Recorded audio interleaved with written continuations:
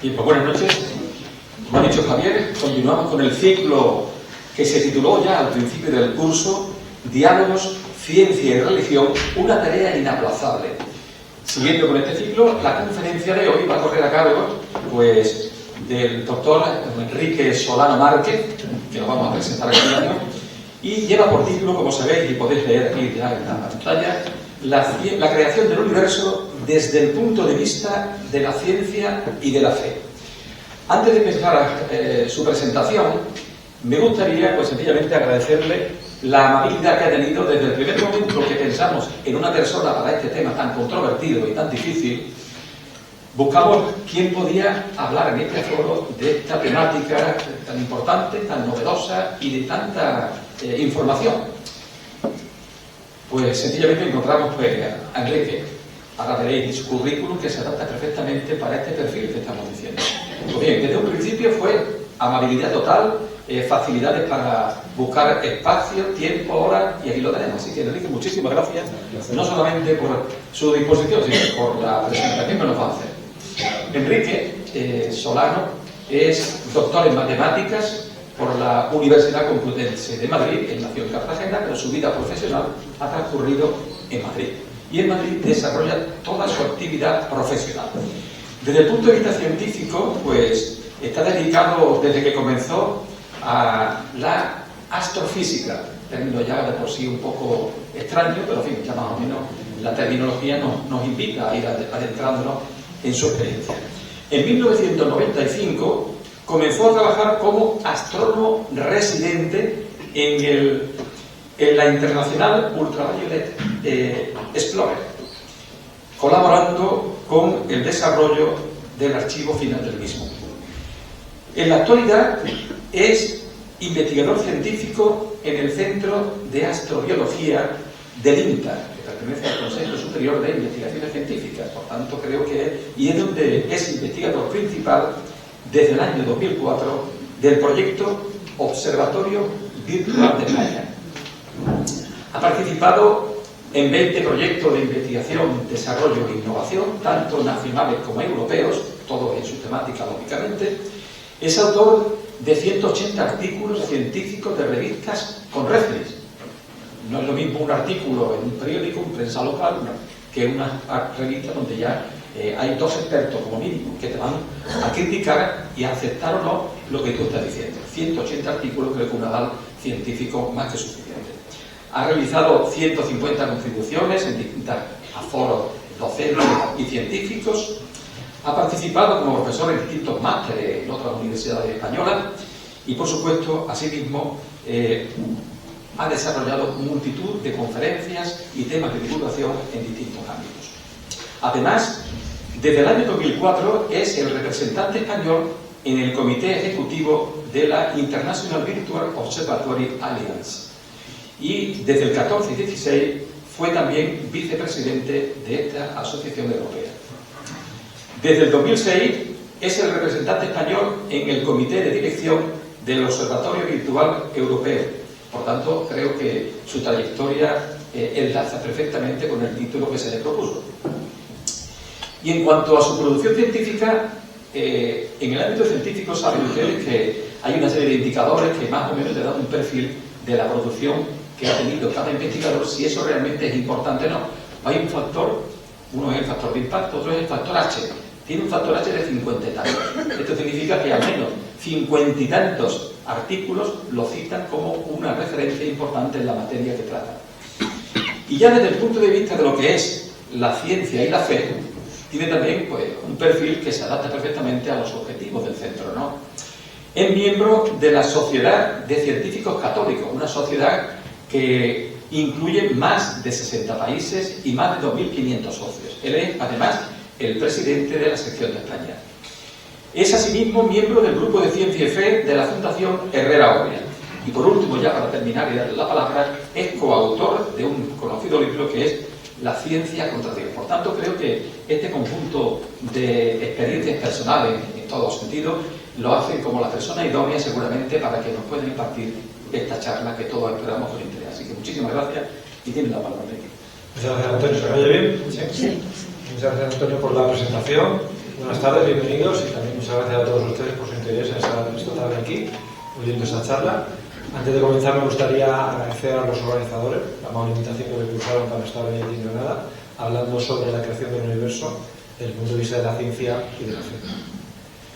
Este es un poco el esquema de la charla, básicamente la estructura en tres grandes bloques: el origen según la ciencia, según la fe, la Biblia, Génesis en particular, y complementariedad y coincidencias entre ambas versiones. Más o menos cada uno de estos bloques nos lleva unos 15 minutos, creo que la charla en total será unos 45 o 50 minutos y así tendremos tiempo suficiente para poder tener un pequeño debate o preguntas si fuera caso. Antonio menciona a la Sociedad de Científicos Católicos, entonces sí que voy a hacer una breve referencia a ella. Como bien ha dicho, es una sociedad que es relativamente reciente, surgió en Estados Unidos en 2016, fue una idea del que es ahora su presidente, Stephen Budd, y de 5 amigos. Fueron 6 personas las que empezaron con esta historia, que ha ido creciendo muy rápidamente en estos años. Los números ya lo citó Antonio, más de casi 2.000 miembros, 60 países. El segundo país con más miembros es España, y eso hizo que en 2022, pues desde 2022 tengamos una especie de infraestructura, una especie de organización a nivel nacional para poder trabajar de manera más eficiente. ¿Qué es lo que se pretende? Bueno, muchas cosas ahí, no sé, supongo que como la presentación queda grabada y tenéis las direcciones de la página web para entrar si queréis recabar más información sobre lo que es la sociedad, pero básicamente son, la idea es cumplir dos grandes objetivos. Por un lado, definir, mostrar a la sociedad que existen científicos católicos y que el científico católico no es, como dijo una vez un chaval en las charlas que damos en colegio, un cura con una bata blanca, que también puede ser, pero hay científicos católicos aparte de eso. En otras palabras, testimoniar la armonía entre la vocación de científico y la vida de fe en pleno siglo XXI. Que uno puede ser científico y puede ser creyente y no por eso le va a explotar la cabeza. Y aparte ser un foro de encuentro y reflexión pues, sobre el diálogo entre ciencia y fe católica. Y es importante también destacar que esto no es un coto cerrado, lo que queremos establecer puentes, establecer debates constructivos, en particular con los no creyentes, porque al final un debate que es constructivo todos terminamos aprendiendo. Bueno, dicho esto, ya nos centramos en lo que es la charla en sí. La visión del universo, la visión del universo desde el punto de vista de la ciencia. ¿Cómo ha visto el hombre a lo largo de los siglos cómo era el universo? Bueno, pues yo creo que prácticamente desde que el hombre fue consciente de su existencia, se dio cuenta que su naturaleza era finita, moría, y no solamente él, sino eso mismo le pasaba a todos los seres vivos con los que convivían. La pregunta lógica siguiente es, bueno, ¿y al resto de cosas de la creación le ocurre lo mismo? ¿Han estado siempre ahí o también tiene una fecha de caducidad? Pues esta pregunta durante siglos se movió solamente en el ámbito de la filosofía. La ciencia poco tenía que aportar.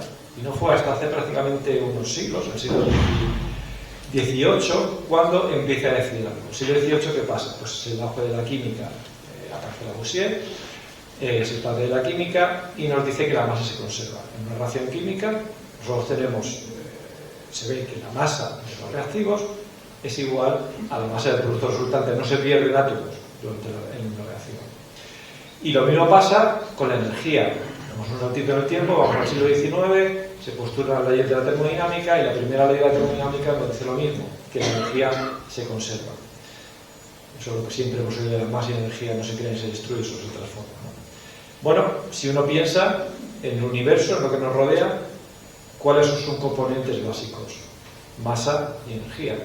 Pues si la masa y energía siempre han estado ahí, la idea es que el universo debe ser algo infinito, que siempre ha estado ahí, como una especie de contenedor en donde los seres vivos entraban y salían, pero era algo como que siempre había existido. Y esta era la idea que se tenía, bueno, a principios del siglo XX pensamos que el universo era mucho más pequeñito de lo que es ahora, pero bueno, era la idea que se tenía, lo que era lo que siempre había estado ahí. Y esto cambió cuando llega Einstein y su famosa teoría general de la relatividad. Lo que dice Einstein básicamente es que conceptos que hasta entonces, incluso ahora, el sentido común nos dice que son como conceptos muy inmutables, como es el tiempo, es el espacio, pues no son tan inmutables, sino que se ven afectados en particular por un cuerpo masivo. Yo tengo una masa, pues eso deforma el espacio y también afecta al tiempo. Se llama teoría de la relatividad, pero esta teoría ha sido confirmada por numerosos experimentos. El hecho de que una masa deforma el espacio de su alrededor lo demostró Eddington, que es el señor que aparece aquí abajo, debajo de Einstein, pocos años después de que Einstein postulaba su teoría, en el año 19, aprovechando un eclipse de sol. Él demostró lo que vemos ahí en ese dibujo. Yo tengo una estrella que aparecería detrás del Sol, tiene su rayo de luz de línea recta, pero al pasar cerca del Sol, el Sol deforma el espacio que lo rodea y hace que el rayo de luz se curve y veamos la estrella en una posición aparente, donde realmente no está, que es en la posición de arriba. Entonces, esto fue la primera confirmación de la teoría de Einstein y fue un gran espaldarazo porque de alguna manera venía a sustituir a una teoría que parecía inmutable, que ya más de 200 años, que era la teoría de la gravedad de Newton. ¿Vale? Lo mismo pasa con el tiempo. Las masas, los cuerpos muy masivos también afectan al tiempo. No sé si alguno de ustedes vio la película Interstellar, que ya tiene unos años, pero esa imagen, bueno, pues tampoco sin ánimo de hacer spoiler, corresponde a una fase de la película en donde parte de la tripulación tiene que bajar a un planeta que está muy cerca de un agujero negro, un objeto supermasivo. Ellos pasan unas pocas horas en lo que es el planeta, pero la persona de la tripulación, su compañero de tripulación que quedó en la nave, para él el tiempo que ha transcurrido ha sido de décadas. Y esto tampoco es teoría, esto se ha demostrado que es así, y esta corrección relativista, gracias a ella podemos utilizar un aparato que ya es esencial para todos nosotros, como es el GPS. Los GPS son satélites, como ustedes saben, que orbitan la Tierra, y el hecho de que lo que hacen es mandar en cada momento información sobre la posición y el instante en el que están. Es decir, yo ahora mismo estoy en esta posición. Como nuestro receptor, a nuestro receptor le llegan señales de distintos satélites, pues a partir de un proceso de triangulación podemos saber exactamente dónde estamos. ¿Qué pasa? Que la gravedad en la Tierra es ligeramente distinta que la gravedad en el espacio donde se encuentran los satélites. Es decir, que el efecto de la masa de la Tierra a nivel superficie es distinto que a una altura de unos pocos cientos de kilómetros. La diferencia en el tiempo son de unos pocos milisegundos, pero si no existiera, como digo, esa corrección relativista en los GPS, el error que tendríamos en nuestra posición, incluso en algunos casos, podría llegar a ser de kilómetros. Entonces, es algo que en nuestro día a día nos afectaría si realmente no se conociera. Bueno, entonces, Einstein dice el tiempo y el espacio no son absolutos y eso va a tener un impacto en nuestra concepción, en nuestra visión del universo. Aquí aparece un protagonista importante que es Georges Lemaitre, este sacerdote belga. Aparte de sacerdote, fue uno de los cosmólogos más importantes de la primera mitad del siglo XX. La cosmología es la parte de la astrofísica que estudia lo que es el origen del universo. Bueno, pues Lemaitre se presenta en esta conferencia, la conferencia de Solvay, en 1927. Esta es una conferencia que organizaba una firma belga, Solvay, y que agrupaba a la creme de los físicos de la época. Esta es quizá la conferencia más conocida. De esas 29 personas, 17 o habían sido ya premios Nobel o iban a ser en el futuro. O sea que, digamos que había un elenco de participantes muy importante. Entre ellos estaba Einstein. Lemaitre se presenta y dice: en base a tu teoría de la relatividad, yo encontré una solución para el universo que tiene un comienzo. No ha estado siempre ahí, sino que tiene un comienzo y se está expandiendo. Einstein le dice: eso ya lo ha dicho otro, que fue Friedman, también otro matemático ruso, también de la década de los 20, y le viene a decir básicamente, pues tus cálculos son correctos, pero tu física es abominable. Es decir, formalmente, matemáticamente puede ser que esté bien, pero eso no pasa en la realidad. Al final lo que pasa es que, pues como todo, o sea, los científicos no son seres de luz, tienen sus filias y sus fobias, como sus manías, como tenemos todos. Y a Einstein en particular, la idea de un universo con un comienzo no le gustaba nada. Él tenía, entre ceja y ceja, la idea de un universo estático. De hecho, en esa fórmula que aparece ahí, introdujo primero hay un menos, luego hay un más y luego hay una lambda mayúscula. Esa lambda mayúscula es la constante cosmológica que lo introdujo un poco así a piñón fijo, porque él decía, si la única fuerza que actúa en el universo es la gravedad, al final eso no va a ser estable, porque todo va a empezar otra vez a contraerse, porque las masas se atraen. Entonces, se inventó esto que era una especie de antigravedad misteriosa para mantener el universo en equilibrio. ¿Qué pasa? Que en el año 30, Eddington, el del eclipse, demuestra, y dice, mira, Einstein, esto no funciona. O sea, tu modelo no produce soluciones estables, ese universo no es viable.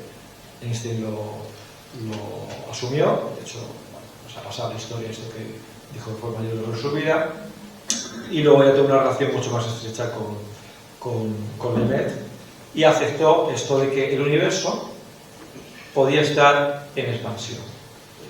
De otra manera, podía haber tenido un comienzo. Pero claro, todo esto luego tiene que ser verdad, lo tiene que darse en la naturaleza, porque el modelo tolemaico, el que decía que el centro estaba que la Tierra estaba en el centro y todo giraba alrededor de la Tierra, funcionaba perfectamente para medir las posiciones de los planetas. O sea, formalmente en el papel funcionaba perfectamente. Lo que pasa es que luego la Tierra está en el centro y gira alrededor, lo que está en el centro del Sol y lo que gira alrededor son los planetas, ¿no? Eso quiere decir que a veces matemáticamente las cosas funcionan y luego la realidad no sea así. Pero todavía hay que comprobar que realmente eso era así. Y aquí es donde aparece otro personaje importante, que es Hubble, el Twin Hubble, el señor de arriba, que utilizando el que en aquel momento era el telescopio más potente del mundo, este que aparece ahí, que está en Monte Wilson, en el observatorio que hay en California, vio que efectivamente las galaxias se estaban alejando de nosotros. Hay una manera de medir si los objetos se acercan o se alejan a nosotros, que es una especie como se llama corrimiento al rojo, y viene a ser un poco la analogía que siempre se pone, es la del efecto Doppler. Cuando yo tengo, pues, típico ejemplo que todos ponemos, si viene una ambulancia con la sirena puesta, según se acerca, la frecuencia del sonido de una determinada manera, y según se va alejando, suena de otra, ¿no? De manera similar, de manera análoga, podemos medir si los objetos en el cielo se alejan o se acercan. Eso fue un poco la primera confirmación de que efectivamente el universo no era estático, sino que las cosas se iban alejando. Y si se iban alejando las cosas en el tiempo, si yo voy hacia atrás, pues parece lógico pensar que todo debía tener un comienzo. Pero lo que pasa en ciencia es que yo puedo proponer una teoría, una hipótesis, en base a unas pruebas observacionales, pero no todo el mundo tiene por qué aceptarla, porque nada es perfecto. Nada se acepta en ciencia de un momento a otro, sino que la ciencia lo bueno que tiene es que los argumentos que yo propongo tienen que ser falsables. Es decir, alguien puede diseñar un experimento o puede hacer una prueba y dice, no, lo tuyo no es correcto por esto, por esto y por esto. ¿Esto qué quiere decir? Pues que el modelo que se conoce como el modelo del Big Bang, este universo como un principio, no se aceptó de un día para otro, tuvieron que pasar décadas y tuvieron que demostrarse otra serie de cosas. Un modelo alternativo fue el modelo de otro astrofísico muy famoso, Fred Hoyle, que era el modelo estacionario. Es decir, lo que él defendía era lo que se conoce con el nombre de principio cosmológico perfecto, que es que el universo siempre había tenido el mismo aspecto en todos los lugares y en cualquier momento del tiempo. Claro, la observación apuntaba a que el universo se está expandiendo. Si se está expandiendo, pues al final tenemos un problema con la densidad, porque tenemos el volumen cada vez más grande, la masa más o menos es la misma, la densidad no se mantiene constante. Entonces lo que dijo Fred Hoyle es, lo que propuso para solucionar este problema, es que se creaba materia de la nada. Una cantidad muy pequeña, pero lo suficiente como para mantener este equilibrio. Eso es muy curioso, porque volvemos otra vez a esto de las filias y las fobias de los científicos. O sea, Hoyle no veía problemático que de repente la materia se creara a partir de la nada, pero sí veía problemático un universo con un principio, porque eso podría indicar la existencia de un creador. O sea, que al final es como un argumento un poco cogido con pinzas, pero se mantuvo, y de hecho durante su vida él fue modificando su modelo, pero no terminó por descartarlo. Lo que pasa que la evidencia observacional cada vez fue más fuerte a favor del Big Bang. A medida que se iba conociendo más cosas en el universo, se vio que el universo no siempre había sido igual. Había objetos como los cuásares, como las galaxias activas, que había muchos en el universo primigenio, cuando el universo era joven, pero ahora ya no las hay. Entonces, no siempre ha habido lo mismo en todos los lugares y en todos los tiempos del universo. Lo mismo ocurre con las galaxias. Las galaxias son de muy distintos tipos. Hay galaxias espirales, galaxias elípticas, y la proporción entre una y otra a lo largo de la historia del universo también ha ido cambiando. Otra prueba observacional, los elementos químicos. El universo está formado por una serie de elementos químicos en unas proporciones, que son las que aparecen ahí, y que ya en el año 48 estos autores, Alpher, Bethe y Gamow, demostraron que esa proporción de elementos químicos que encontramos en el universo se ajustaba muy bien a un universo que hubiera tenido un principio muy denso y muy caliente, que es justamente lo que me decía el Big Bang.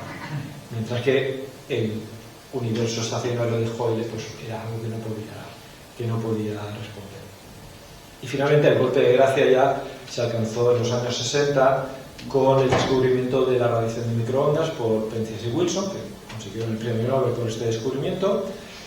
¿Qué es esto de la radiación de microondas? Era una cosa que se esperaba, porque al final la historia del universo es la historia de un enfriamiento. El universo empezó siendo infinitamente denso e infinitamente caliente, y a lo largo de la historia se ha ido enfriando.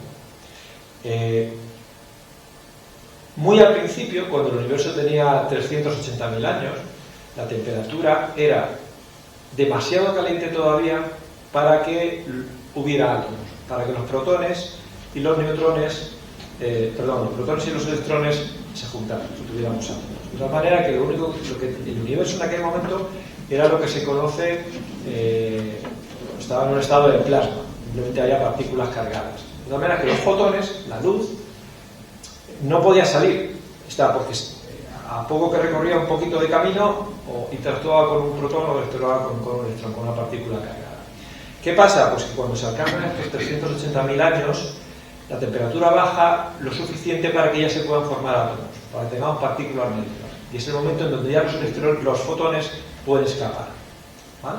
Y entonces, esa liberación de radiación homogénea en todas las direcciones es lo que se conoce con el nombre de radiación de fondo de microondas, que era una cosa que decía, si ha existido el Big Bang, debía estar ahí, y fue en los años 60 cuando se detectó por primera vez esta radiación de fondo de microondas, que posteriores misiones, la misión COBE, WMAP y sobre todo la misión de la Agencia Espacial Europea Planck, han ido observando cada vez con más detalle, y cada vez se observaba con más detalle, los resultados encajaban perfectamente con lo que es esperable el modelo de Big Bang. Por lo tanto, el modelo que se conoce con el nombre de modelo cosmológico estándar, que es un nombre más correcto, o la teoría del Big Bang, como se conoce comúnmente, es la mejor explicación que tenemos ahora para entender lo que es el universo. Básicamente tenemos como tres grandes bloques en la historia del universo. El universo tiene 13.800 millones de años. ¿Vale? Pues digamos que este modelo cosmológico estándar explica razonablemente bien. Hay muchas cosas que no entendemos, pero que no vamos a entrar en ellas por cuestión de tiempo: temas de la materia oscura, temas de la plenitud del universo, de la homogeneidad del universo, energía oscura, muchos temas que todavía están ahí pendientes, y es bueno porque así la ciencia puede avanzar. Pero digamos que desde una billonésima de segundo después del Big Bang, 10 a la menos 12 segundos, hasta ahora, más o menos se entiende bien. Ese 10 a la menos 12 es cuando surgen las partículas elementales. Son los quarks, que dan lugar a los protones, los leptones, que están relacionados con los electrones, y los bosones. Las partículas básicas, ahí es donde surgen, y a partir de ahí la física de partículas y luego lo que la cosmología pues explica toda la evolución y el recorrido del universo. ¿Qué pasa por debajo de ese momento de 10 a la menos 12 segundos? Que es poquísimo, pero no es cero, es un poquito después. Pues no se sabe muy bien. Hay una serie de teorías, por ejemplo la teoría de la inflación, que asume que en un periodo muy pequeñito de tiempo, igual de 10 a la menos 36 a 10 a la menos 32, el universo creció muchísimo. En un instante prácticamente insignificante de tiempo, el universo pasó de tener el tamaño del radio de un átomo, del átomo de hidrógeno, a tener la mitad de la distancia de la Tierra al Sol. O sea, es un crecimiento bastante grande. Y que el universo tuviera ese crecimiento tan enorme en tan poco tiempo explica una serie de cosas, pero la teoría de la inflación es solamente una teoría. No hay pruebas robustas, evidencias observacionales robustas que me confirmen que pasó eso. Y si nos vamos más para abajo, llegamos a 10 menos 43, 10 al menos 44 segundos, que ya lo pienso y queda la risa, porque es un 0,42 ceros y 1 segundos. Pues por debajo de eso nos quedamos sin herramientas, porque la física ya no funciona.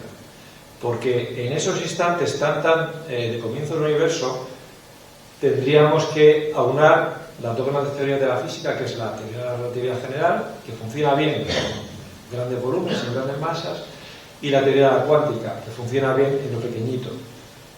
Pero es que ahora mismo las dos teorías son como el agua y el aceite.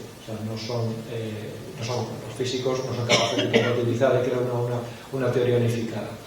Por lo tanto, por debajo de ese tiempo, que es lo que se llama el tiempo de Planck, o el muro de Planck, no se sabe lo que pasa, porque no tenemos las herramientas para poder estudiarlo. Digamos, esta es la visión, un poco, cómo se ha pasado de un universo estático tipo contenedor a un universo donde observacionalmente parece que todo apunta a que tiene un principio. Qué es lo que sabemos y qué es lo que no sabemos todavía. Ese sería como el primer gran bloque. El segundo bloque es esto mismo, pero desde el punto de vista particular de los datos del Génesis. Bueno, pues después de esta descripción tan profunda, con tanto detalle, tan rigurosa del origen y evolución del universo, uno se va a leer el capítulo 1 de Génesis y como que le puede quedar la sensación de que es un relato como un poco más infantil, un poco más naif, ¿no? Y puede empezar uno a ser muy tiquismiquis, a empezar a sacarle pecas y decir, bueno, ¿cómo es posible que Dios creara al tercer día las plantas si hasta el cuarto día no creó al sol? Entonces, ¿cómo se hace la fotosíntesis? ¿Y qué es eso que el primer día creó la noche y el día y al cuarto día creó la luna, el sol y las estrellas? ¿Cómo hay noche y día si no hay sol y lunas y estrellas? Pues que luego sigue adelante, se va a Génesis 2, resulta que hay un segundo relato de la creación que no tiene nada que ver con este primer relato de la creación. Este segundo relato es el que Dios crea a Adán a partir del barro, insuflándole su espíritu, y al final pues es cuando también crea a Eva a partir de la costilla de Adán. Entonces, con las gafas de un científico, pues esto ya termina de decir, bueno, ¿cuál de los dos es verdad? Si es que alguno es verdad. Es como si yo tuviera un libro de ciencia, me dice la fórmula, la ley de la gravitación es esta. Paso la página y me dice, la ley de gravitación es esta otra. ¿Es la primera, es la segunda o no es ninguna de las dos? Si lo vemos así, es que estamos cayendo en una trampa. Y la trampa es interpretar o asumir que la Biblia es un libro científico. Y la Biblia no se puede leer como si fuera, en particular el Génesis, no se puede leer como si fuera un libro científico. Básicamente por dos motivos. Primero, porque cuando se escribió el Génesis, o incluso antes con toda la tradición oral de los relatos de los 5 primeros libros de la Biblia, no existía científico. El científico tal y como lo conocemos ahora, es decir, alguien que hace ciencia y se le paga por ello, es un concepto muy reciente, del siglo XIX. Difícilmente alguien podría escribir un libro científico en la época en que se escribieron o cuando se empezaron las tradiciones orales particular del Génesis. Y en segundo lugar, incluso más importante, es que la Biblia o el Génesis en particular no es un libro científico porque si lo fuera tendría una característica propia de todos los libros científicos, que es que se quedan obsoletos. Y eso es bueno, porque lo que está diciendo es que la ciencia avanza. Aquí pueden ver un tratado de fisiología del siglo XIX, te puedo confirmar que ese tratado no se estudia en ninguna universidad del mundo. ¿Por qué? No porque no contenga parte de verdad, sino porque las técnicas, los métodos, lo que se dice, pues ha quedado ampliamente superado por otras investigaciones más modernas. Y eso no le pasa a la Biblia. La Biblia es palabra de Dios, y cuando yo voy a misa cada día y escucho el Evangelio, ahí es Dios hablándome cada día a mí. O sea, no ha quedado para nada obsoleto, no es algo que sirviera para el pueblo judío de hace 20 siglos, sino que es algo atemporal.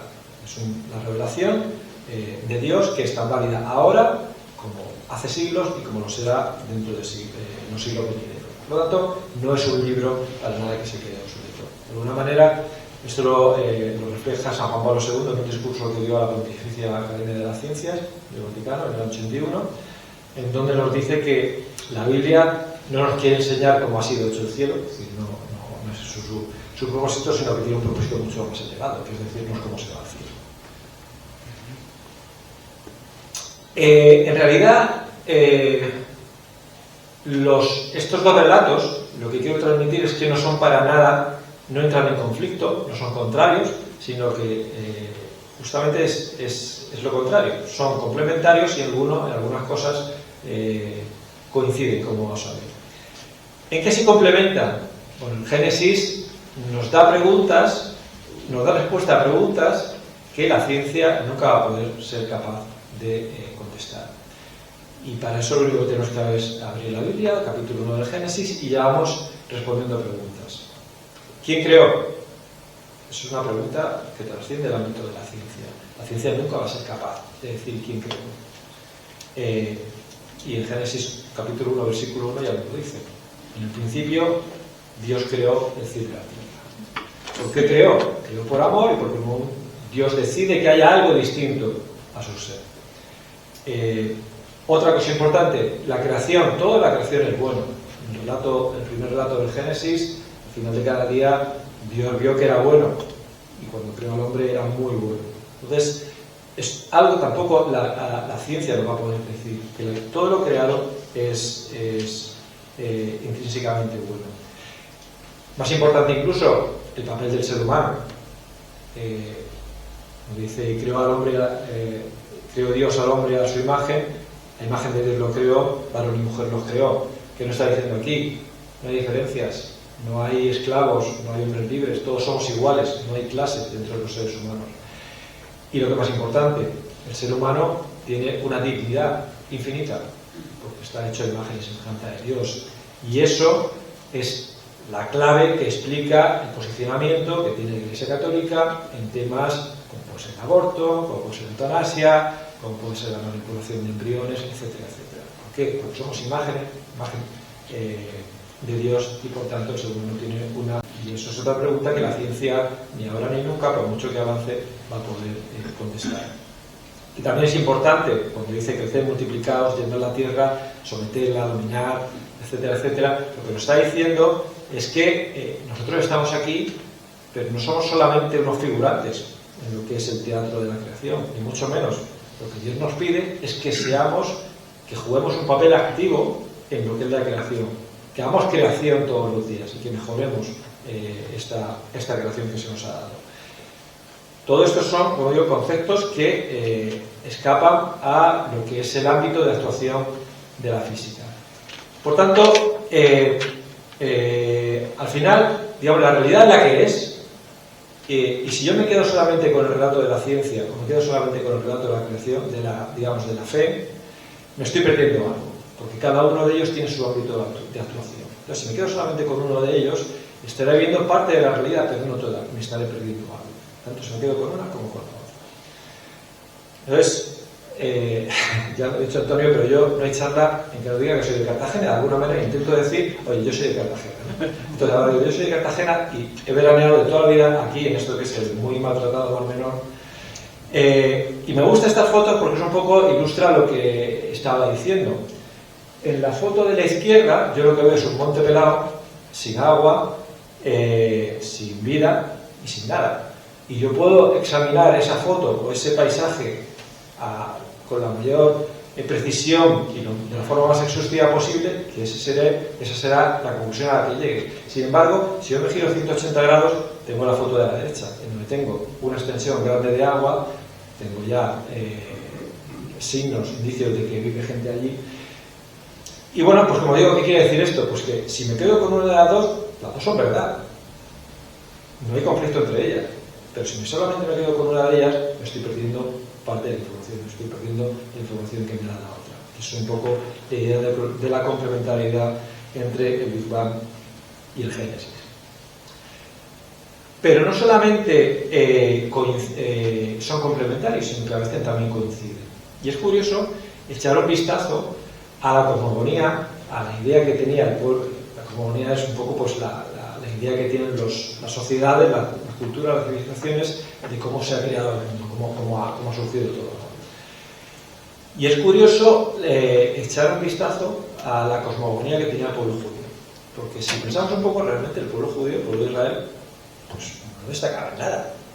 O sea, si alguna de las 7 maravillas del mundo antiguo está en Israel, no. ¿Tenía grandes pensadores? Comparado con Grecia, por ejemplo, no. Riquezas naturales, pues Israel es bastante desierto. Grandes ciudades o puertos, por ejemplo, Alejandría, en Egipto, no. Literatura, teatro, poesía, filosofía, no. A nivel histórico, pues han tenido un imperio, no.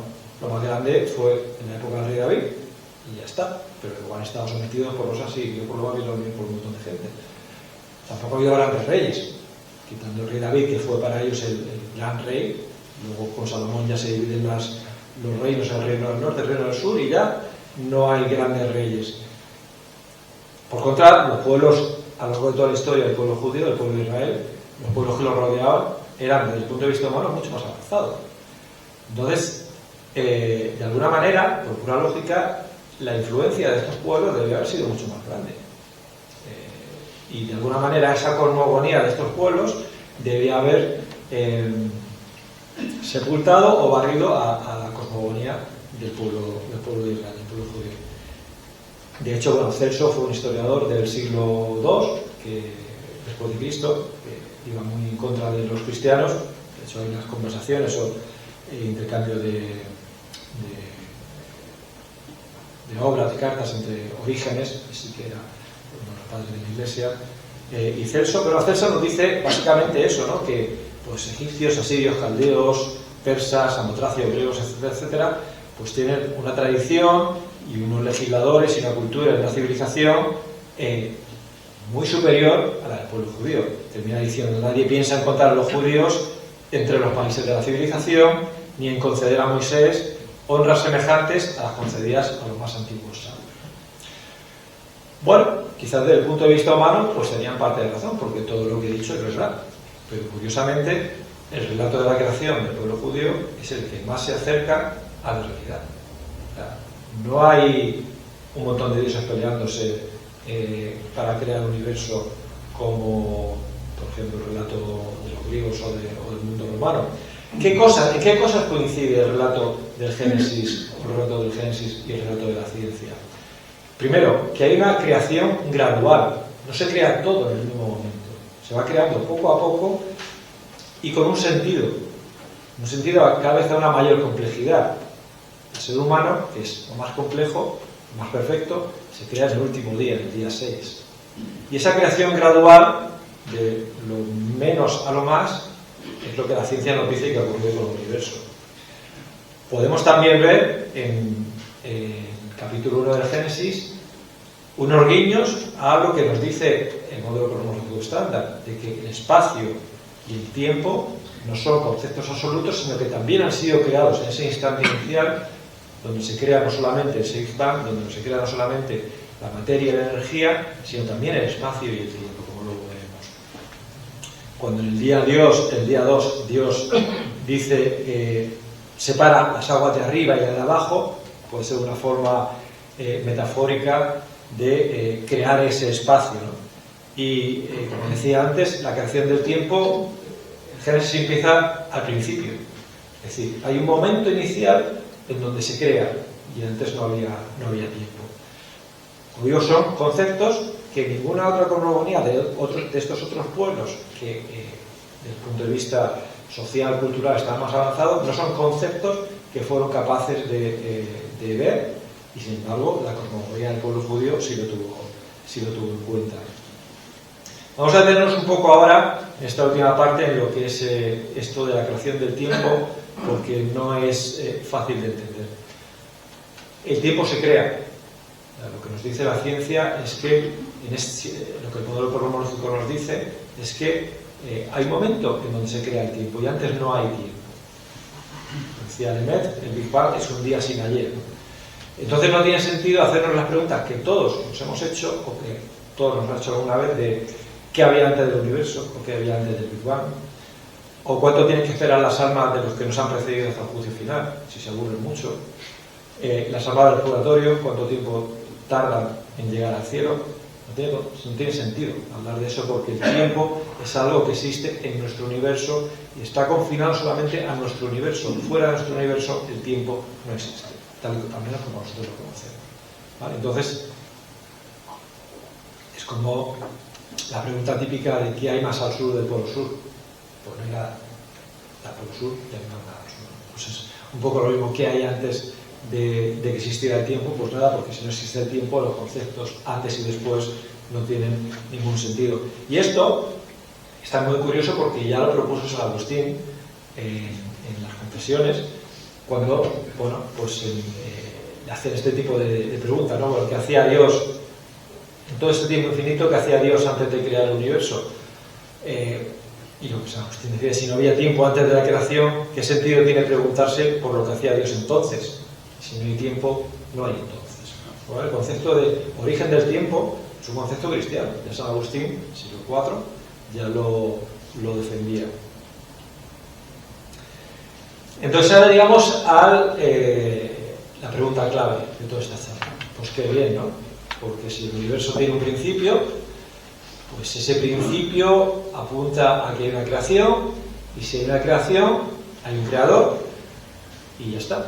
Pues entonces la ciencia me acaba de demostrar aquí en un ratito que Dios existe, porque el universo, la ciencia nos dice que tiene que haber un creador, porque si no el universo no funciona.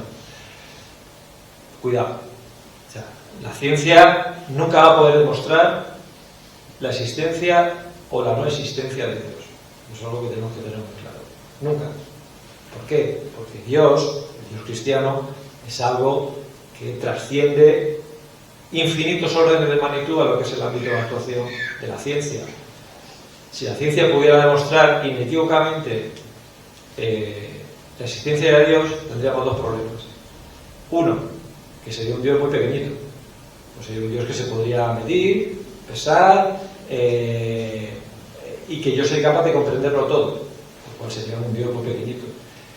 Y por otro lado, pues si la ciencia demostrara que Dios existe, cosa que nunca va a poder hacer, ni que existe ni que no existe, pero si en ese escenario, en ese marco en que demostrara eso, pues el científico estaría obligado a creer, porque es un resultado científico, y entonces ya habría perdido el regalo más grande que nos ha hecho Dios, que es nuestra libertad. Dios no nos obliga a seguirlo ni a creer en él, ¿vale? Entonces hay que tener cuidado con esto. Es muy peligroso construir o basar la teología, la revelación, en una teoría científica que sabemos que va a variar a lo largo del tiempo. Y eso es bueno, porque la ciencia avanza. O sea, no hay nada escrito en piedra que va a permanecer eternamente. La ciencia avanza y las teorías científicas cambian. Incluso, como decía antes, las que parecían más estables, como la teoría de Newton, pues luego llegó Einstein. Dijo, en ciertas condiciones, Newton se queda corto. Hay otra serie de cosas que no explica. Y el propio Lemaitre decía eso. Tengo demasiado respeto hacia Dios para hacer de él una hipótesis científica. Hay una anécdota muy conocida. En el año 51, el Papa Pío XII, que es el que aparece en la foto, dio un discurso en la Pontificia Academia de las Ciencias, en donde hizo una lectura del Génesis en base a los descubrimientos de Lemaitre. Lemaitre no estuvo presente en ese discurso del Papa, le llegaron noticias, y luego pidió una audiencia privada con él para decirle lo peligroso que podía ser eso, porque no podemos pasar en creer en Dios en el Big Bang, porque si dentro de unas décadas o unos años se demuestra que el Big Bang no es lo que mejor explica el universo, sino que hay otra cosa, entonces nos cae Dios. Y nuestro Dios no es así. Entonces, bueno, pues intentó, digamos, los términos de la conversación fueron en ese sentido, y al año siguiente, en el año 52, en un discurso que dio Pío XII a la Unión Astronáutica Internacional, también habló de estos temas, pero ya dejando claro que la causa final, la ciencia nunca va a poder explicar la causa final del origen de las cosas.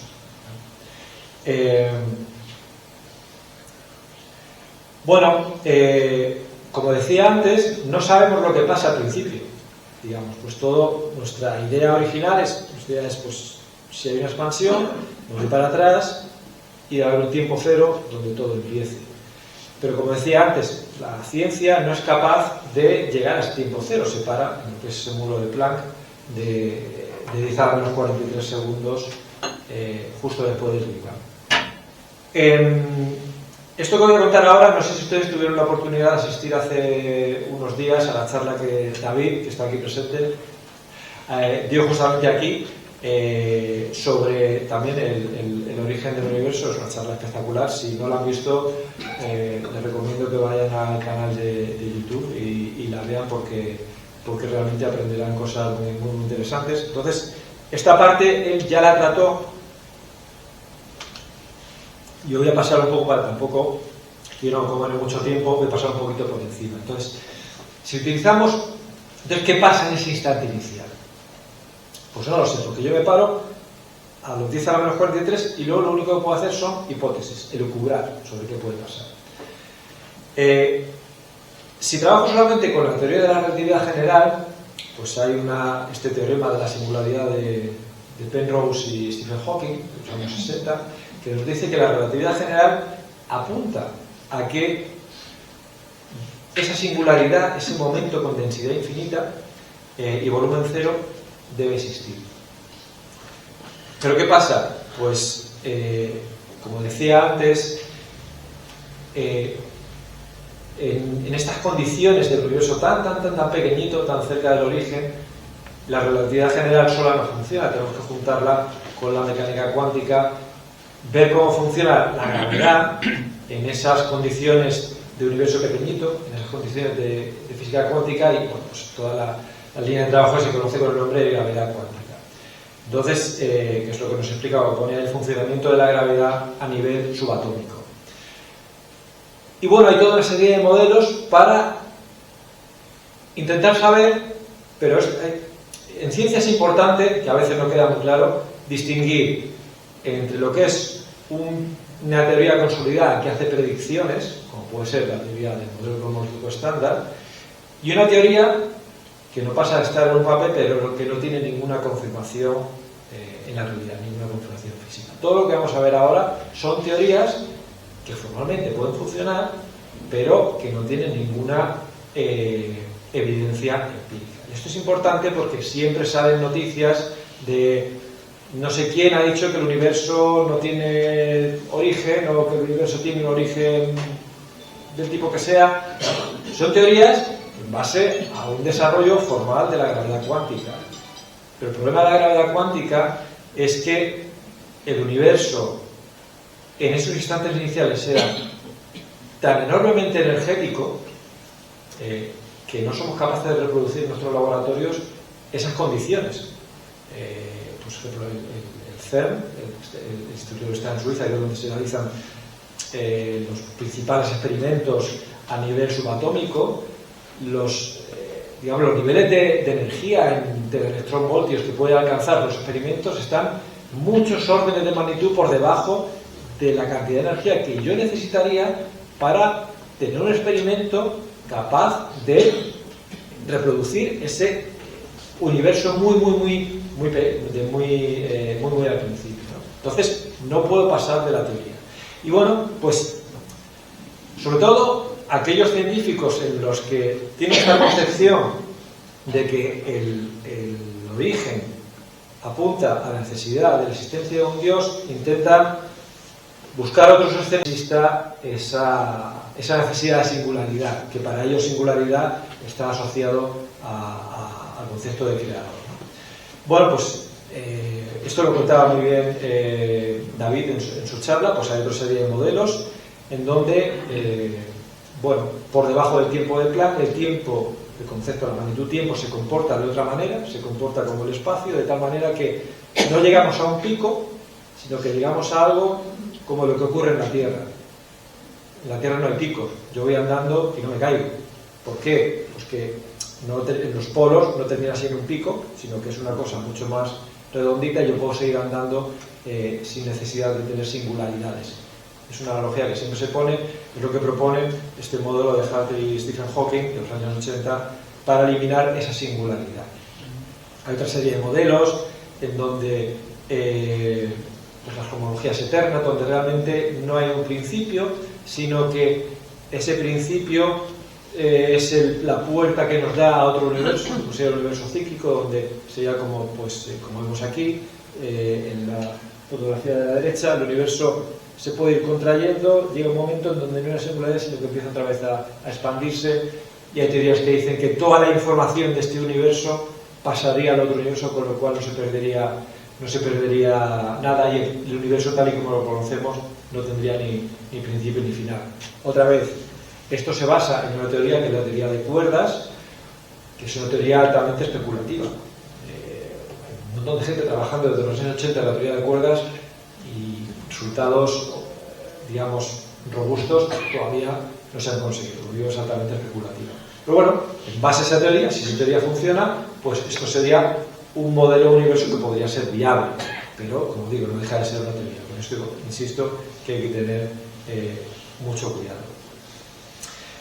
Esta es ya mi última transparencia, creo que me ajusta bastante bien al tiempo, en donde simplemente también quería dar un par de apuntes de dos conceptos que también David explicó muy bien en su charla. Es la confusión que muchas veces tenemos entre tiempo infinito y eternidad. Dios no tiene un tiempo infinito, sino que Dios es eterno. Un tiempo infinito, podemos imaginar el tiempo infinito como una recta. Cuando estudiábamos matemáticas en primaria, o en la GB, veíamos la diferencia entre recta, semirrecta y segmento, ¿no? Nos decían que el segmento tiene un origen y un final, la semirrecta tiene un origen pero no tiene un final, y la recta no tiene ni origen ni final. Eso sería el tiempo, la recta del tiempo, no tiene ni origen ni final. Decir que Dios tiene un tiempo ilimitado sería hacer que Dios cayera a esa recta, ¿vale? Que viviera o existiera dentro de lo que es esa recta temporal, ¿vale? Pero Dios está por encima del tiempo, lo que se llama la eternidad, ¿vale? Lo material, nosotros existimos en el tiempo, para nosotros tiene sentido antes de empezar la charla, después de terminar la charla. Esos conceptos para Dios no se aplican. Dios vive, trasciende lo que es el concepto del tiempo y vive en la eternidad. Para Dios no existe el antes y el después. Y luego está el concepto de lo que es crear. Al final, pues algunas de estas teorías cosmológicas intentan explicar que el universo se autogenera a partir de, por ejemplo, fluctuaciones cuánticas que existen en un vacío y que eso da lugar al universo tal y como lo conocemos ahora. Pero conceptualmente, y con eso intentan explicar, o digamos intentan sacar a Dios de la creación, intentan demostrar que Dios no es necesario. Pero al final es un error de concepto, porque lo que ellos están haciendo es equiparar el concepto de vacío al concepto de nada, y son conceptos totalmente distintos.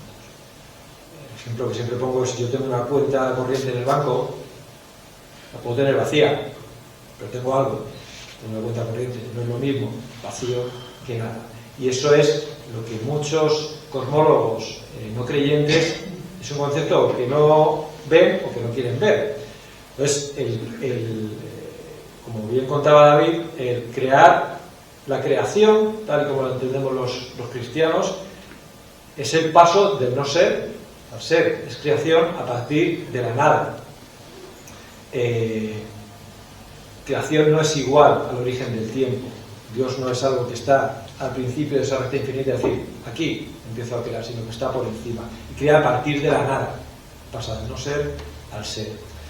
Y eso nunca lo va a poder explicar la ciencia, porque al final la ciencia lo que explica es la transición de una cosa, de un estado a otro estado. De unas condiciones, la ciencia puede explicar la transición del universo desde unas condiciones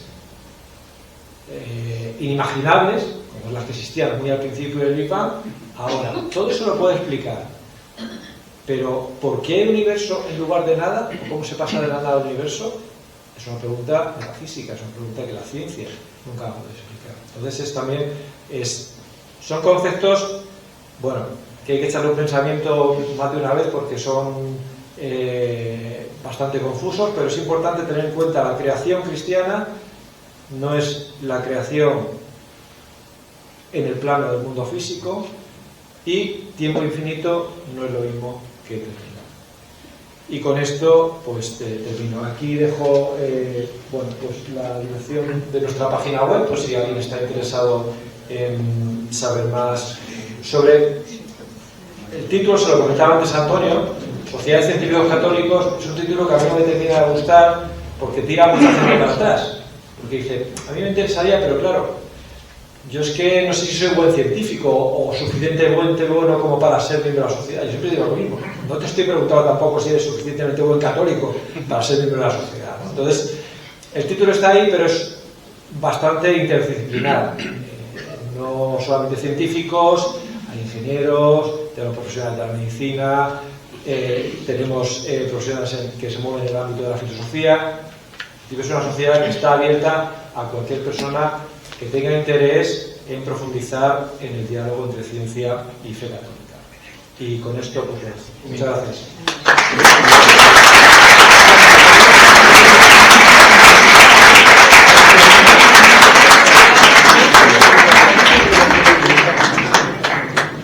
Muy bien, después de esta excelente disertación sobre el tema, creo que abrimos un debate porque seguramente hay algunas preguntas que aborden el asunto por el interés particular o general. ¿Alguna pregunta que alguien quiera formularme? Oye, sí, perdón. No sé si me escuchará bien. Sí. Vamos, desde el punto de vista de la física, de la matemática, ¿cómo se entiende ese punto cero? Me explico. La línea de tiempo va a un punto o va asintóticamente hacia no se sabe qué. Porque si pensamos que existe el instante 10 elevado a menos 43, también existirá el 10 elevado a menos 200, elevado a menos 10.000, y así podríamos seguir hasta el infinito. Y claro, si llegamos al infinito, tampoco tiene mucho sentido hablar de intervalo de tiempo respecto de qué. Claro, eso aquí es importante tener en cuenta una cosa. Hay un punto que no le gusta nunca a los matemáticos, a los físicos, es la singularidad. ¿Por qué? Porque ahí las ecuaciones no funcionan. Quitado ese punto inicial, el cero, a partir de ahí yo doy el reloj y a partir de ahí las cosas funcionan y se explican con ecuaciones. Como decía antes, no hemos llegado a ese instante inicial, nos hemos quedado en ese 10 a la menos 12, ¿vale? Porque por debajo hay especulación con la teoría de la inflación y por debajo de 10 a la menos 43 sabemos que la física no funciona. ¿Qué pasará en el futuro? Pues probablemente se avanzará en esto. ¿Qué pasa con el tiempo por debajo de 10 a la menos 43? No se sabe. O sea, puede ser que el tiempo se comporte como ahora en el mundo macroscópico y siga de manera lineal hacia esa singularidad, o puede que no, que este universo, ¿dónde está? Aquí, este universo que se proponía aquí sea el que funcione a esos instantes muy iniciales. Lo que ellos proponen es cogen las ecuaciones y por debajo del tiempo de Planck el tiempo pasa a ser imaginario. Entonces es un número imaginario y empieza a comportarse como el espacio. Ya no existe el tiempo como tal, sino solamente tenemos espacio. Es una cosa muy rara. Pero podría ocurrir, podría ocurrir. Entonces, realmente no lo sabemos. No sabemos qué puede pasar por debajo de ese 10 al menos 43. Seguiremos hasta la singularidad, el tiempo se comportará de una manera anómala y no llegaremos a esa singularidad, no se sabe.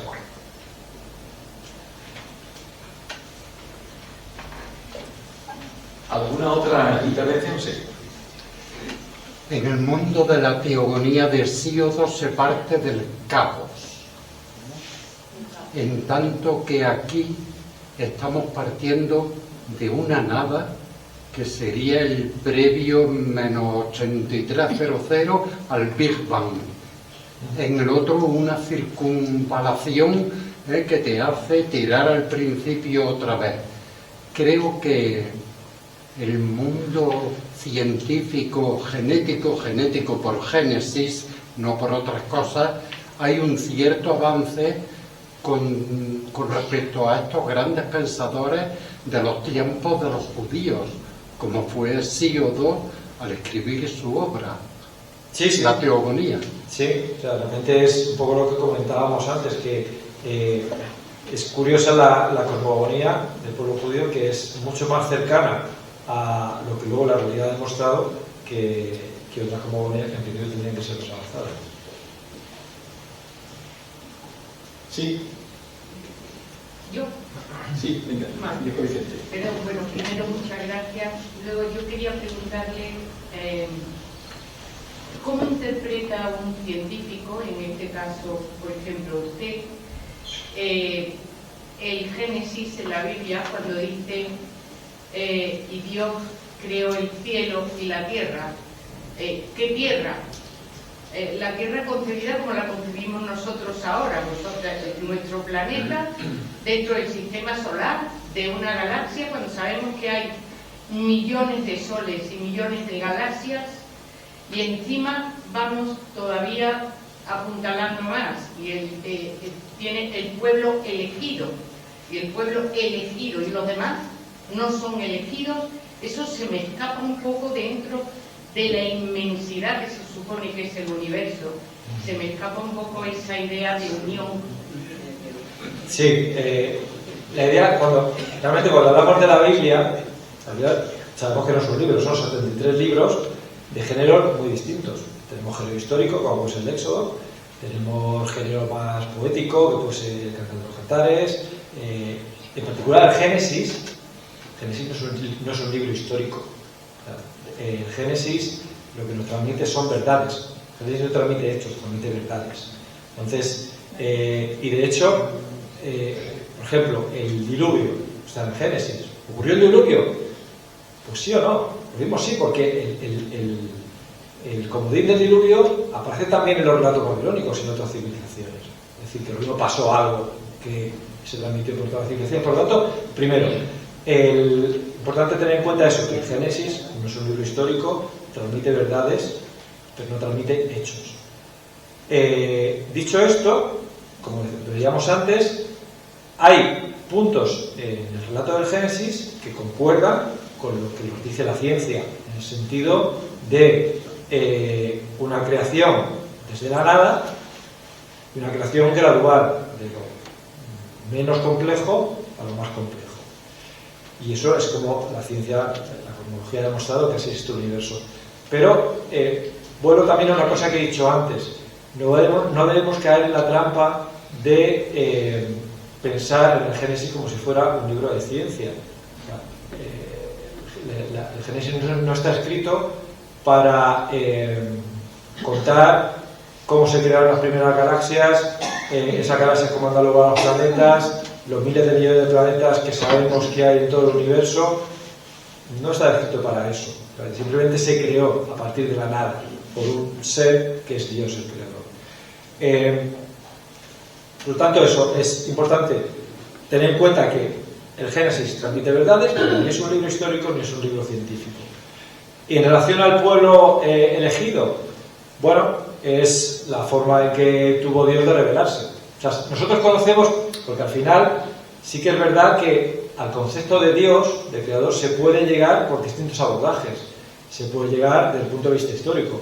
Ningún historiador moderno, medio serio, pone en duda que la figura histórica de Jesucristo, porque está reportada no solamente en las fuentes cristianas, sino en fuentes no cristianas. Nadie lo pone en duda, eso está fuera de toda duda. Desde el punto de vista filosófico, también es razonable pensar, es mucho más razonable pensar en la idea de un creador que pensar que no ha existido ese creador. Un poco, pues, las 5 días en Santo Tomás, el argumento ontológico de San Anselmo, todo el esfuerzo de la patrística en aunar la religión cristiana en sus primeros siglos con la filosofía griega. Desde el punto de vista filosófico, la ciencia incluso, aunque no da pruebas, sí que tiene indicios que apunta a que debió existir este creador. Es decir, tú puedes llegar al concepto del creador por distintos abordajes, pero te estás dejando el bueno, que es la Biblia, que es donde Dios nos cuenta cómo es. Porque nosotros llegamos hasta donde llegamos. Por los otros medios nunca íbamos a ser capaces de saber cómo es Dios. Y Dios en la Biblia, en la revelación, nos cuenta a lo largo de muchas décadas, eligiendo un pueblo, en este caso el pueblo judío, cómo es Él, y nos da el libro de instrucciones para vivir en armonía con Él e intentar llegar al cielo. Pero eso no quita que las últimas palabras de Cristo antes de la ascensión sea ir y anunciar el Evangelio a todo el pueblo del mundo. Lo dijo el imperativo. No dijo, oye, si os viene bien en un rato que no tenga nada que hacer, hablad de mí. Digamos, y eso lo ha tenido muy claro la Iglesia Católica de siempre. Sobre el anuncio del Evangelio al otro, descubrimiento de América, los primeros colonizadores, los primeros conquistadores iban acompañados de personal religioso para evangelizar. Entonces, no es algo que se haya quedado circunscrito solamente al pueblo judío, sino todo lo contrario. Vicente. Bueno, yo, Enrique, felicitarte primero, porque lo has hecho sencillo, lo que no es sencillo. Y eso yo creo que tiene mucho mérito y tiene mucha experiencia y muchos años de trabajo para llegar a eso. Yo soy médico y para mí crear, en definitiva, lo que intento comprender es cómo se creó la vida. Claro, ahí está Dios también, pero no lo entiendo, no lo entiendo. ¿Por qué? Porque desde esos segundos que dice ahí no llego a comprender cómo pasó. Yo, como histólogo, a Cajal lo tengo, lógicamente lo tenemos en los altares, y la definición que él hacía de las células, que es el elemento fundamental de cómo estamos construidos y de vida, él decía que era la parte elemental de la vida. Entonces yo intento comprender en la evolución cómo se constituye esa vida. Claro, y me encuentro con el problema. El problema es que cómo ocurrió ese momento. Es decir, que ya sabemos que tenemos las partículas, los átomos, la reconstrucción, que podemos configurar químicamente la estructura. Y en esta es la pregunta, lo estoy encauzando. La pregunta es, para nosotros, Darwin y todo su movimiento, todo que lógicamente tiene hechos de verdad, siempre nos cuestiona ese principio. Porque si hay un principio, no hay una evolución. Es decir, hay algo distinto. Entonces, sigo estando igual. Sigo estando igual. Yo, la única explicación cuando me cabreo, como todos pensamos y nos cabreamos, pero Dios mío, ¿quién eres para hacer eso? Y entonces lo encuentro muy bien. ¿Quién eres? Soy el que soy. Pero, claro, ahí entra tiempo, forma, todo lo que ustedes queremos ponerle. Pero sigo entrando también en discrepancia conmigo mismo. Sí, realmente, o sea... Y mi pregunta era, ¿cómo aplican las teorías evolutivas en todo esto? Bueno, la pregunta de cómo surge la vida, nadie lo sabe. O sea, el origen de la vida es un misterio. El paso de la química orgánica a la biología, que es el paso de tener una serie de moléculas a tener un ser que se puede autorreplicar, que es un ser vivo, nadie sabe cómo se dio. Y como hablabas tú de la célula, ese paso es un salto cualitativamente brutal. O sea, porque la célula, no puedo pensar en una célula procariota, pero vamos a una célula eucariota, la célula, el ser vivo, más simple que se pueda pensar, es infinitamente más complejo que cualquier otro ser no vivo. No puede pensar en un fractal, en un copo de nieve, es que tiene una complejidad muy grande. La complejidad de un copo de nieve con fractales y todo esto no tiene absolutamente nada que ver comparado con la complejidad de algo tan minúsculo como una célula. Entonces, ¿cómo se pasó de uno a otro? No se sabe. Aquí siempre están las dos opciones. ¿Fue Dios que puso el dedo ahí? Pues eso al final siempre nos lleva al dedo de los agujeros, que es una cosa que a mí me gusta. Que es cuando no entendemos algo, es que está ahí Dios poniendo el dedo. Como si Dios fuera un poco chapucero, es decir, ay, cuando hice la creación no lo dejé esto muy claro, voy a tener que arreglarlo aquí y ajustar un poquito la cosa. Probablemente, a través de causas segundas, a través de leyes naturales, lleguemos en algún momento a explicar cómo es esa transición de lo no viviente a lo viviente. Pero, y eso, que Dios no esté actuando ahí, le quita categoría en absoluto. O sea, es todavía para admirarse todavía más de las leyes naturales tan maravillosas que Dios ha puesto para gobernar el mundo. También otro problema de la vida es que solo conocemos un caso, que es el de la Tierra y nosotros, los seres que habitan la Tierra. No sabemos todavía de ningún otro planeta en que exista vida. Sabemos si la vida es una casualidad o es una necesidad, porque no tenemos estadística. La estadística es con n igual a 1, entonces eso no es estadística. Pero de momento eso, el origen de la vida, como tú le has dicho, es un misterio. Y voy a una última pregunta y después cierro yo con alguna pregunta más sobre la temática. Bueno, se ha mencionado aquí durante la charla, muy interesante por cierto, que la ciencia no puede explicar el paso de la nada al ser. Pero claro, ahí estaba el quid de la cuestión, el quid insondable. Es que la nada, en una concepción profunda de lo que es la nada, que es difícil para nosotros entenderlo, es que no puede, de la nada no puede salir nada. Nada no puede surgir el ser. Del mismo modo que la otra siguiente pregunta, ¿y se puede pasar del ser a la nada? Al final el ser se te da, porque como tú dices, nada, no, por sí solo ninguna cosa contingente puede pasar de ser, de no ser a ser, sino que es algo que se da. En general todo esto yo creo que nunca se nos puede ir de la cabeza una cosa que es humildad. El científico tiene que ser muy humilde, en el sentido de que, sobre todo en estos temas en donde ya uno, en el diálogo ciencia-fe, tiene que asumir que hay cosas que nunca va a entender. Y porque si no volveríamos a lo de antes. Si yo entiendo todo lo que hace Dios, mal vamos. Porque yo tengo mis limitaciones. Si yo llego hasta aquí, y si entiendo todo lo que hace Dios, pues Dios tampoco está muy alto, y eso no puede ser. Entonces, al final, podemos llegar a entender un poco pues, este tipo de cosas, cómo se pasa de la nada, qué es la nada. Pues es que no nos entra en la cabeza, porque nosotros vivimos en un mundo donde todo existe. Entonces es como lo otro. Es muy complicado, pero ¿y cómo se pasa? Pues bueno, al final es como lo de San Agustín con la Trinidad, ¿no? Cuando el niño este que estaba llenando el agujero en la playa con un cubo de agua y dice, ¿pero tú qué vas a entender? Pues un poco, yo creo que es bueno que avancemos, que conozcamos cada vez más, pero sin perder de vista que nosotros llegamos hasta aquí y Dios está muy por encima. No podemos ser tan pretenciosos como para entender todo lo que hace Dios, por qué lo hace, cómo lo hace, y lo que no hace, por qué no lo hace.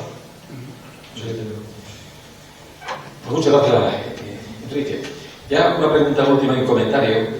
En relación a la pregunta de Vicente, efectivamente, ya todo lo que se ha dicho está más claro que claro. Yo creo que el marco en el que nos hemos movido es un marco pues, riguroso, científico y con poco, digamos, más que añadir, ¿no? Pero aunque se me ocurre alguna pregunta que puede ser de interés también para los que nos bajamos un poco del nivel científico y metafísico de otro día y estamos en lo terrenal, ¿no?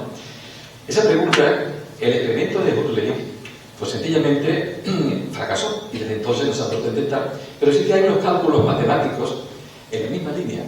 Se sabe en matemática que cuando hay la probabilidad de 10 elevado a 50, eso es imposible.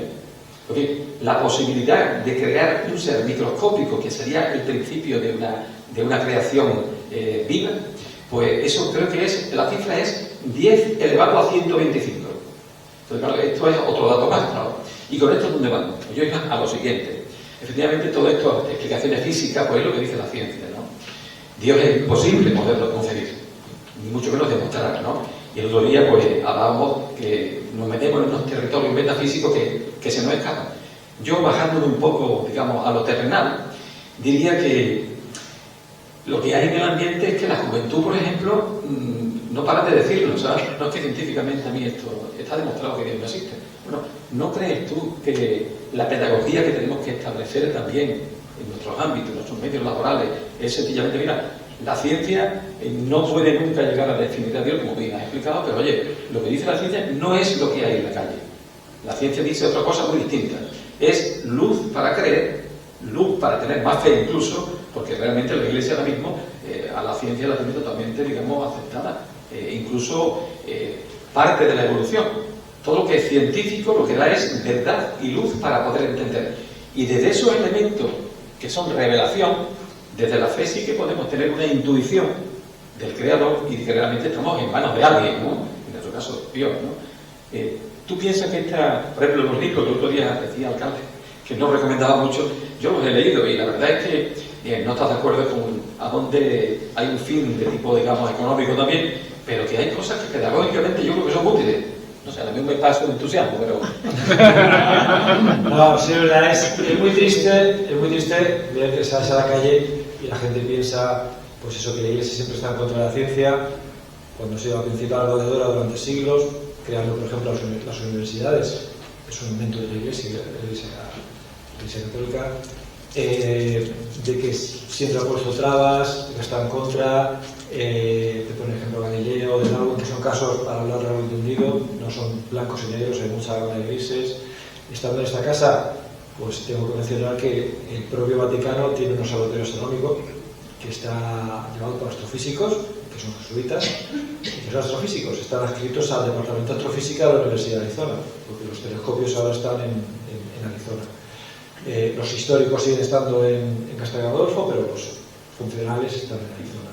Entonces, realmente es tal la riqueza y la relación tan intensa y tan cercana que ha existido durante siglos entre la Iglesia Católica y la ciencia, que da mucha pena ver que la imagen que se tiene a pie de calle es justamente la contraria, ¿no? ¿Por qué se ha llegado a esto? Por motivos muy diversos. Es cierto que pues hay toda una serie de... una corriente de opinión que intenta desprestigiar cualquier cosa que lleve el apellido católico o cristiano ahí, ¿no? Y eso es así. Vale, eso es así. Pero también tenemos que mirar nosotros un poquito lo ombligo, ¿eh? Porque también tenemos nosotros culpa como científicos católicos de haber vivido pues muchas veces un poco en el anonimato, ¿no? Porque ¿qué más me viene ahora? Decir que soy católico, ¿no? ¿Por qué? Porque pues, cuando eres joven, pues lo mismo, dije, pues no se me atraviesa el que me tiene que sacar la plaza y no saco la plaza, ¿no? Entonces mejor no sacarlo. Pero es que así no se puede ir. O sea, no, la cosa no es ir por el laboratorio con una campana diciendo arrepentidos que vais a morir en el infierno, porque eso no es forma de hacer apostolado, como todos sabemos. Pero eso no quiere decir que si tú eres católico, no te expreses como católico cuando comenta. O sea, no al hacer ciencia, porque un científico creyente o no creyente hace ciencia de la misma manera, pero hay muchas oportunidades para transmitir esta idea, que es un poco la idea de la Sociedad de Científicos Católicos, salir a la calle y mostrar que hay problemas entre Génesis y Big Bang, no, que hay problemas entre Génesis y evolución, no, que hay problemas entre que si se descubre vida extraterrestre, pues entonces todas las bases de la Iglesia se caen. No, que no, o sea, que hay mucho más en común, que ha habido fricciones, pues claro, porque al final estamos hablando de personas y de personas. Durante siglos, pues yo me peleado con mis hermanos cuando era pequeño, eso no quiere decir que no lo quiera.